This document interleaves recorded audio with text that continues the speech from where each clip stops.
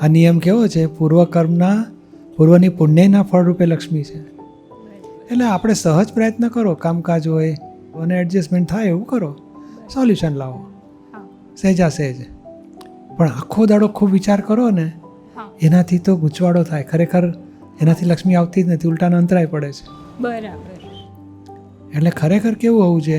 સરસ ધર્મનું વિચારો, આત્માનું વિચારો અને જવાબદારી ફરજો બધી ક્ષમતા ભાવે પૂરી કરો, એમાં ધ્યાન રાખો. લક્ષ્મીના વિચાર ખાવા પીવા રહેવાનું બધું છે કે નથી? હા છે, તો પછી પણ વધારે ટાળવાનું વિચાર બી કરું કે નથી કરવા તો પણ પાછું એ જ વિચાર આવ્યા કરે. ના, પણ આવું સમજી લેવાનું કે દાદાનો પૈસાનો વ્યવહાર પુસ્તક છે, સુંદર પુસ્તક છે, વાંચજો. અચ્છા. એ દાદાએ સરસ સમજાવ્યું છે કે આ પૈસા જેમ પરસેવો કાઢવા માટે આપણે કંઈ વિચાર કરવો પડે? ના અને બીજે દાડે પાણી નાવાની બાલદી મળશે કે નહીં એનો વિચાર કરવો પડે? ના, એ મળી તો રહી જ. અને તમે વલસાડથી મુંબઈ જાઓ તો હવા મળશે કે નહીં, થોડા ફુગ્ગા ભરીને હવા લઈ જવી પડે? ના એ મળે? કુદરત આપે જ તો છે કેટલી કિંમતીમાં કિંમતી વસ્તુ હવા, આપણને. એનાથી ઓછી કિંમતી પાણી, એનાથી ઓછું કિંમતી ખાવાનું, બરાબર. એ તો બધું કેવું મળે છે, ઘર રહેવાનું બધું મળેલું છે ને.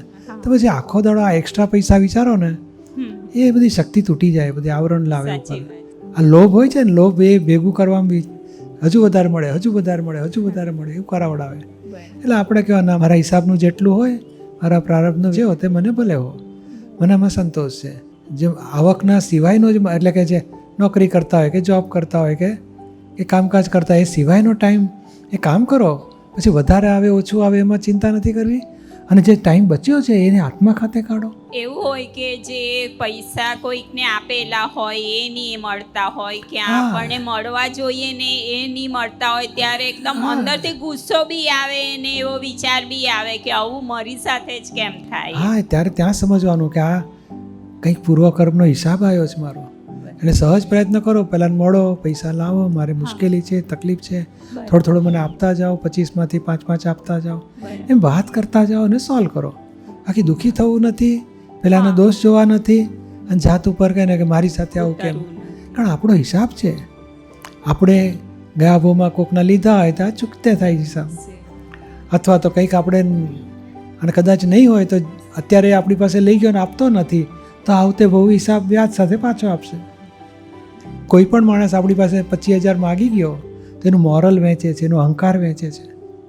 તો આપણે ખરીદ્યો, જો પાછા આપશે તો ગીરવે મૂકેલો લઈ ગયો કહેવાય, અને પાછું ના આપે તો એનું મોરલ વેચી દીધું કહેવાય. તો આપણે મોરલવાન થતા છે. અહંકાર એની શક્તિઓ બધી આપણને આપીને જાય છે. માટે કાંઈ ખોટ જતી જ નથી. આ હિસાબ લેતી દેતીનો ઓન ધ સ્પોટ પૂરો થાય છે. માટે કોઈની ઉપર ભૂલ કાઢવા જેવું નથી, કકડાટ કરવા જેવું નથી, દુઃખી થવા જેવું નથી.